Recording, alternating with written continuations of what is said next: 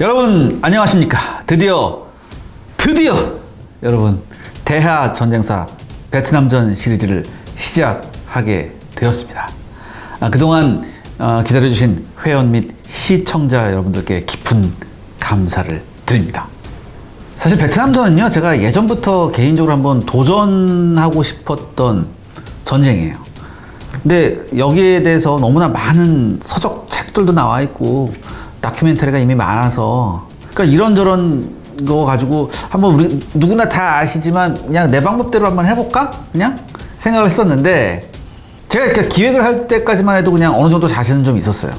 근데 이 사람이 하다 보니까 기존에 나와 있는 것 같고 하면 안 되겠다는 생각이 자꾸 들더라고요. 그래서 속속 이제 자료를 좀 모으기 시작했어요. 그래서 자료가 추가되고 그 와중에서 처음 접했던 내용을 제가 이렇게 보면서 점점 제가 좀 두려움이 앞섰습니다. 내가 과연 할 수 있을까라는 이런 생각. 또 하나 이제 한국군에 대한 얘기를 해야 되잖아요. 근데 베트남전에서 한국군에 대한 새로운 시각의 논문을 제가 봤어요. 그래서 그 내용을 여러분들한테 전해드려야 되는데, 이게 그동안 우리가 알고 있던 거하고는 조금 다른 얘기예요. 이거 좀 걱정이 많이 돼요. 지금도 걱정이 돼요. 그렇지만 언젠간 해야 할 이야기입니다. 그리고 이왕 이렇게 된 거 하자. 특히 제가 예전에 토전사 시절에 제가 30년 전쟁할 때 거의 맨땅에 헤딩으로 하면서 했었거든요. 그 생각하면서 이번에 준비를 했습니다. 준비를 했고, 또 하나 더 결정적인 계기가 있는 게 뭐냐면, 제가 아마 2, 3년 전일 거예요. 2, 3년 전에서 종편 TV에서, 케이블 TV에서 뭐 요즘 그런 프로그램 많잖아요. 뭐 선생님 한 분 모셔놓고 몇 명 연예인 모아놓고서 이렇게 뭐 역사 얘기, 전쟁 얘기하는 그런 프로그램이 있는데, 거기에서 베트남전에 관한, 베트남전의 한국군에 관한 얘기가 나오더라고요. 어떤 그 여자 교수님께서 나와서 말씀하셨는데, 놀랍게도 한국군을 학살의 군대라고 규정을 해보시더라고요. 과연 그렇게 규정하는 것이 맞냐? 그렇게 규정해야만 하느냐? 거기에 대해서도 제가 좀 말씀을 드리고 싶었어요. 그렇기 위해서는 우리가 베트남 전쟁이 어떻게 시작됐고, 왜 시작됐고, 거기에서 우리한테 시사하는 바가 뭔가를 제가 여러분들하고 같이 한번 고민해 보려고 합니다. 그래서 샤르레 군사연구소에서의 대하 전쟁사 첫 번째 아이템으로 베트남 전쟁을 시작하게 됐습니다. 여러분들 보시면서 다소 미흡한 점이 있을 수도 있습니다. 인정합니다. 하지만 제가 회를 거듭하면서 최대한 충실한 자료를 여러분들께 왜곡 없이 전달해 드리기 위해서 제가 최선을 다하겠습니다. 자, 그럼 이제 시작을 해보겠습니다.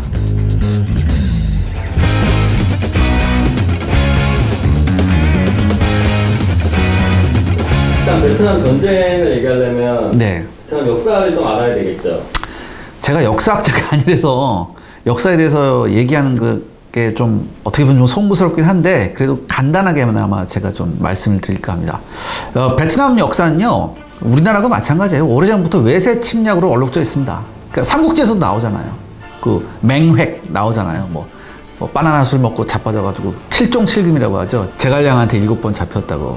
그럴 만큼 외세와 맞섰어 온 나라예요. 그래서 민족성에는 자연스럽게 뭐가 있겠어요? 이런 나라들한테 투철한 저항의식이 있겠죠. 그렇죠?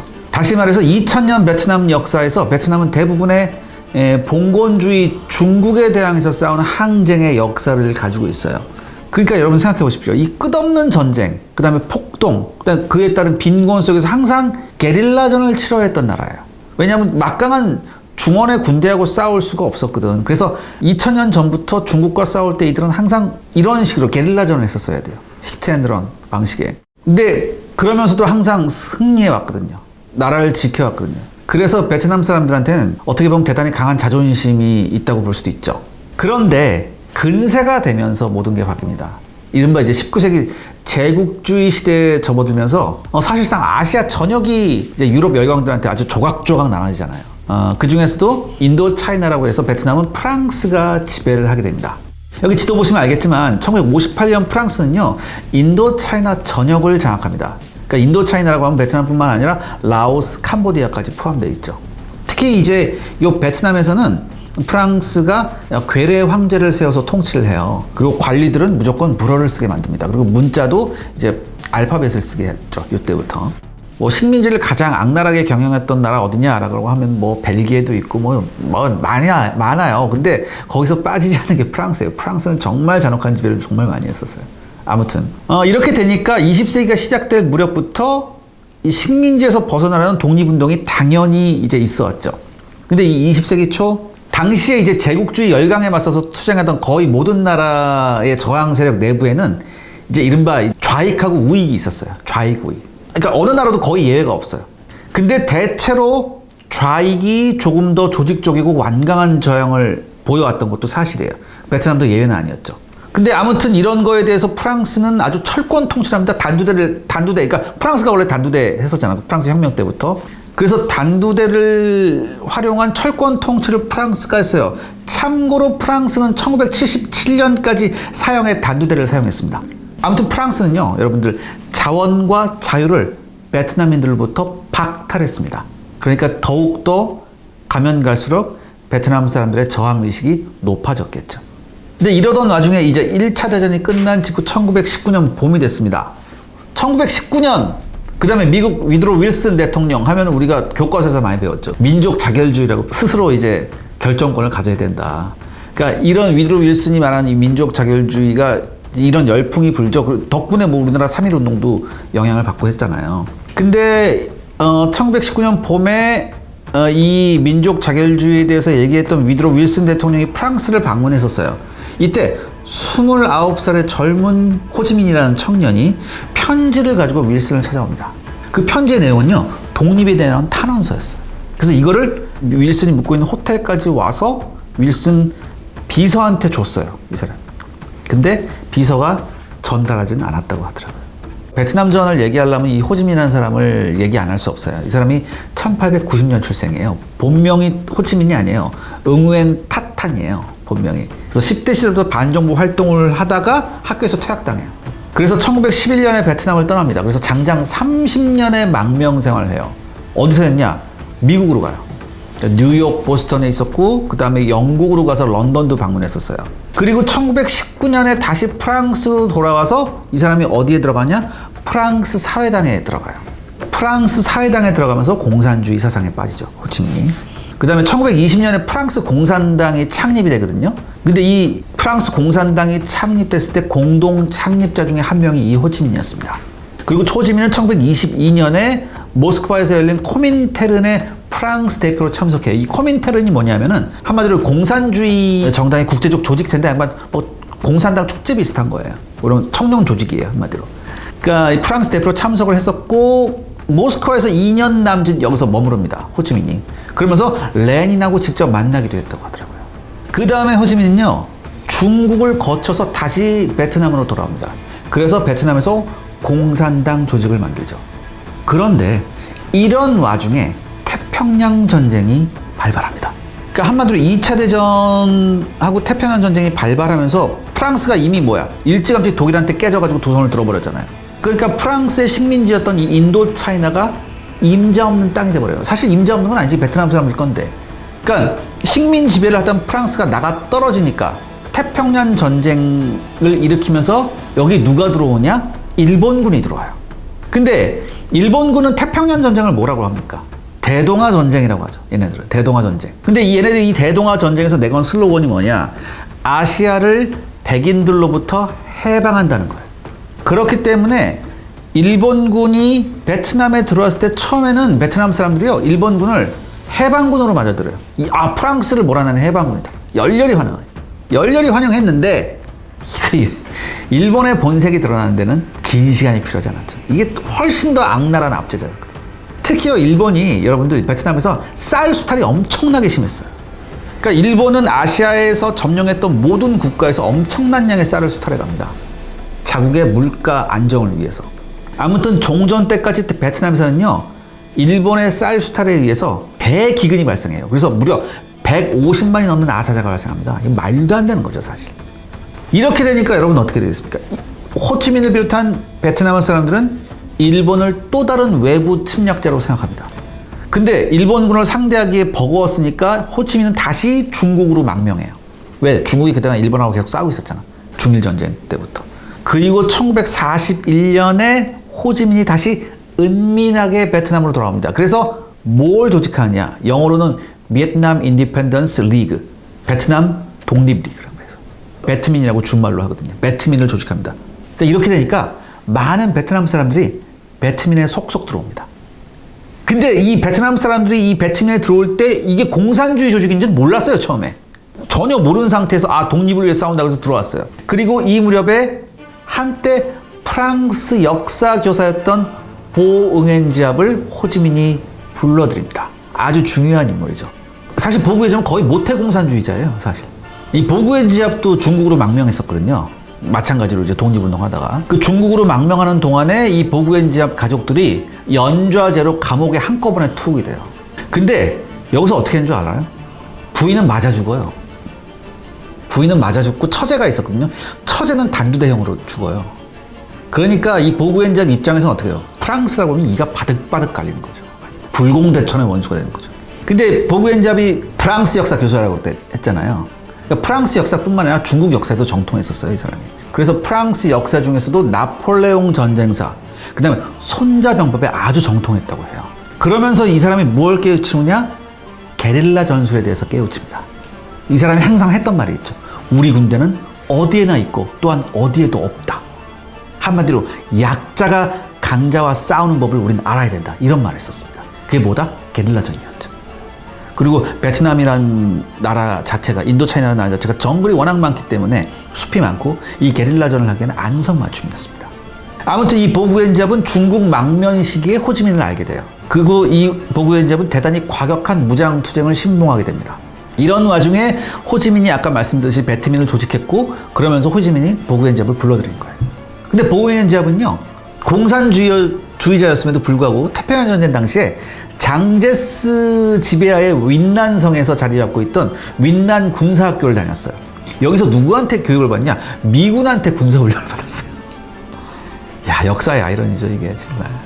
그러니까 미국은 미래의 가장 적이 되는 호랑을 키우는 거예요, 계속. 그러니까 제가 말씀드린 이 당시에 이 베트민의 항일 투쟁을 지원한 게 바로 미국이에요. 미국 OSS, 우리가 많이 들어봤죠. 미국 전략사무국 2차 대전 당시에. 이 미국이 OSS 요원을 베트남에 파견해요. 그래서 베트남에서 게릴라전을 수행할 정예 요원 200명을 훈련시킵니다. 그러니까 이렇게 도와주니까 베트민도 여기에 부응해서 어떤 일을 하냐. 인도차이나에서 작전하다가 격추된 연합군 조종사 있죠. 요거를 구출하는데 베트민이 적극적으로 나서요. 그래서 정말 많은 수의 연합군 조종사를 구출해냅니다. 일본군 손하기 위해서.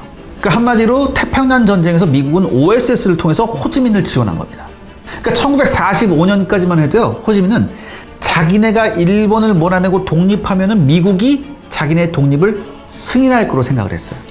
실제로요, 태평양 전쟁이 끝나기 직전인 1945년 4월 30일 날 OSS 소속의 아르키메디스 패티 소령이 호치민을 만나요. 패티 소령이 이쪽 책임자였거든. 근데 이 당시에 루즈벨트는 아직까지 살아있었으니까 루즈벨트는 전후 세계 질서에 대해서 추축국이요, 독일, 이탈리아, 일본의 식민 지배를 받던 나라들의 독립을 공약을 해요, 사실 루즈벨트가. 그래서 호지민이 이를 아주 철석같이 믿고 있었어요. 아무튼 이 OSS의 패티 소령은요, 호지민의 철학이나 행동 양식에 대한 아주 방대한 자료를 남긴 사람이에요. 그래서 시간이 지나서 이 패티의 후임자들, 이게 OSS가 나중에 CIA가 되거든. 이 패티 후임자들인 이 CIA 극동 책임자들이 뭐라고 얘기했냐면, 미국이 베트남에서 실패한 이유 중 하나는 방대하고 세밀했던 패티 파일을 적절히 이용하지 않았기 때문이다라는 평가를 내립니다. 시청자 여러분들의 구독과 좋아요는 영상 제작에 정말 큰 도움이 됩니다. 여러분들 부탁드리겠습니다. 구독과 좋아요. 태평양 전쟁 끝나고는 네. 어떻게 되죠? 그러니까 태평양 전쟁이 끝나고 바로 9월 2일 날요. 45년 9월 2일 날 호지민이 하노이에 입성을 해요. 그러니까 그동안 호지민이라는 사람이 독립을 이끌었는데 누구지라고 호지민을 못 본 사람들이 대부분이야. 근데 베트남 사람들이 이때 처음으로 호지민을 봐요. 그래서 이날 호지민이 하노이에 입성해서 최초로 독립을 공식 선언합니다. 심지어 이날 경호를 누가 맡았냐? OSS가 맡았어요. 호지민 경호를. 호지민의 연설 내용이 뭐 공산주의라는 단어가 전혀 안 들어가는 연설문을 얘기합니다. 이 연설문 내용이 어디서 따온 거냐? 미국 토마스 제퍼슨의 평등과 자유에 관한 연설문을 인용해요. 그러니까 호지민한테 안 그래도 호감을 갖던 OSS는 뭐예요? 호지민이 대단히 합리적인 사람이다. 이 사람이 물론 사회주의 사상을 가지고 있지만 우리가 생각하는 그런 경도되고 형편없는 공산주의자는 아니구나라는 그런 생각을 해요. 더군다나 이때는 프랑스가 전쟁 끝나자마자 베트남에 바로 개입하라고 노골적으로 그랬었거든요. 이때 OSS는 호지민을 옹호했었어요. 이때 프랑스가 미국한테 경고를 합니다. 호지민의 최면수에 가까운 기질과 언변이 OSS의 대원들을 매료시키고 현혹시켰다고 아주 신랄하게 비판을 해요. 반면에 OSS는 보고서에서 뭐라고 되느냐? 프랑스가 식민전쟁을 촉발하기 위해 호지민을 확신에 찬 공산주의라고 과장, 선동하고 있다고 써놨어요. 패티가 뭐라고 얘기했냐? 아까 그 호지민이가 만났던 OSS 책임자 패티, 극동 책임자. 호지민은 무례한 공산주의가 전혀 아니다. 베트남의 독립을 최우선 당면 과제로 삼고 싸우는 민족자의자일 뿐이다. 라고 얘기합니다. 자, 그럼 여기서 여러분들 우리가 생각해야 되죠. 과연 누가 속은 걸까요? 그런데 이제 루즈벨트 대통령이 사망하잖아요. 그 전쟁 끝나기 직전에. 그래서 종전을 맞이한 대통령은 트루만이죠. 이 트루만 대통령인데 이 트루만 대통령이 전혀 예상하지 못한 상황을 직면하게 되죠. 뭐예요? 2차 대전이 끝나자마자 우리한테 온 것. 전 세계를 덮친 것. 냉전이라는 전혀 예상치 못한 상황을 맞닥뜨린 거야, 트루만이. 그러니까 트루만은 이거 뭐야? 라고 이렇게 어리버리하고 있었는데 프랑스 대통령 드골이 미국한테 경고를 합니다. 뭐라고 경고를 하냐? 만약 미국이 독립을 주장하면서 동맹국을 저버린다면 그 식민지들은 소련의 손아귀에 떨어질 것이다. 이렇게 얘기를 해요. 그러니까 우리가 베트남에 개입하는 거 너네가 우리를 못 도와줄 망정 우리한테 딴지 걸면 안 돼. 이렇게 얘기하는 거죠. 그러니까 미국은 뭐예요? 일단은 공식적으로 중립을 선언해요. 미국이. 그리고 프랑스와 베트민이 평화적인 해결을 찾길 희망한다고 얘기합니다. 근데 여러분들 그거 아시죠? 우리나라도 마찬가지죠. 우리나라도 일본군이 물러갔을 때 바로 우리가 지금 임시정부 못 세우고 어떻게 됐어요? 북쪽에선 소련이 들어오고 남쪽에서는 미군이 들어오면서 분단됐잖아. 마찬가지였어요. 여기도. 일단 연합군이요. 베트남을 한시적으로 분할하기로 합의해요. 그래서 16도선을 중심으로 북부는 중화민국 있죠. 그때까지 중국의 공식 정부는 중화민국이었어요. 중화인민공화국이 아니라 중화민국, 장제스의 중화민국. 그 다음에 남부는 영국이 일단 통치하기로 했어요. 근데 프랑스도 아니고. 네, 프랑스도 아니고 영국. 그러니까 프랑스는 아직 전승국이라고 하는데 왜 이거 봐. 전쟁 끝나고 어디다 뭘 파견하려면 군대하고 조직이 있어야 되잖아요. 근데 프랑스는 그게 없었단 말이지. 그래서 일단은 영국이 일단 통치하기로 해요. 근데 영국의 임시 통치정부 책임자가 누구냐면 더글러스 그레이시예요. 근데 이 그레이시가 뭐라고 얘기하냐면은 베트남에서 프랑스의 지배가 조속히 재개돼야 된다고 얘기해요. 이상하지. 왜 그랬을까? 한마디로 뭐야? 영국하고 프랑스하고 마찬가지 전 세계 식민지가 깔려 있잖아요. 그러니까 식민지 지배권, 전후에도 식민지 지배권을 행사하는 동병상련이 있었어요. 그러니까 프랑스가 지배했던 인도차이나가 세 개 국가, 아까 말씀드렸죠. 베트남, 라오스, 캄보디아. 근데 이 중에서 라오스 정부가 자치를 선언해요. 그러니까 바로 프랑스가 군대를 보냅니다. 그 다음에 캄보디아는 프랑스에 재점령 당한 다음에 프랑스 연합 내에서 자치하겠다고 선언을 했어요. 그런데 이 인도 차이나 국가 중에서 가장 알토라는 역시 베트남이었거든요. 그럼 베트남은 어떻게 했을까요? 베트남은 모든 걸 프랑스를 인정하기 싫었어요. 인정 안 한다고 하고 우린 바로 독립이라고 얘기했어요. 그렇기 때문에 전쟁 끝나자마자 프랑스인들이 대거 몰려왔거든. 예전에 여기 살던 사람들. 그러니까 거기에 투자해놓은 사람들 많을 거 아니야. 이 사람들이 대거 몰려왔어요. 그리고 얼마 있어서 이 사이공을 중심으로요. 다시 돌아왔던 프랑스인들하고 베트민 사이에 싸움이 벌어집니다. 프랑스는 뭐라고 그랬냐면 프랑스는 겉으로는 뭐냐면 베트남의 자치권을 인정한다고 했어요. 근데 겉으로는 이렇게 했으면서 이미 외인 부대를 대거 베트남으로 보내고 있었습니다. 외인 부대. 유명한 프랑스 외인 부대. 그래서 1945년 10월에 본격적으로 프랑스군이 베트남에 진주하기 시작해요. 그리고 이때 영불이 합의를 합니다. 바톤 터치 합의를 해요. 그래서 남부의 통치권이 프랑스로 바로 넘어가요. 그 다음에 프랑스가 한 일이 뭐냐? 북부는 지금 누가 맡고 있었어요? 장제스의 중화민국군이 있었잖아요. 거의 쫓아다니다시피 해요, 프랑스군. 야, 빨리 나가. 이게 여러 가지 이유 중에 하나가 뭐냐면 프랑스가 왜 이렇게 장제스를 쫓아냈냐. 이 장제스의 중화민국군이요. 하노이에서 연일 약탈을 자행했어요. 그러니까 이게 도저히 프랑스 눈에서 못 보고 빨리 진주해서 빨리 쫓아내버렸어요. 아무튼 이때까지만 해도 호지민은 여전히 미국한테 희망을 걸고 있었습니다. 그래서 미국의 기자를 만나서 뭐라고 얘기하냐. 공산주의란 단어에 눈이 멀지 말라고 호소를 합니다. 우리가 원하는 건 단지 독립이고 평화다라고 얘기해요. 심지어 트루만한테 편지를 썼는데 그 내용이 뭔지 아세요? 우리가 믿는 것은 당신이 믿는 것과 같다. 이런 내용의 편지를 보내요. 이렇게 얘기를. 뭐 자유평등 인권, 네. 민주. 그 예전에 그 토마스 제퍼슨 얘기했었잖아. 그렇다면 여러분들 여기서 우리가 의문을 품어야 되죠. 프랑스는 도대체 왜 그렇게 인도 차이나에 집착했었을까요?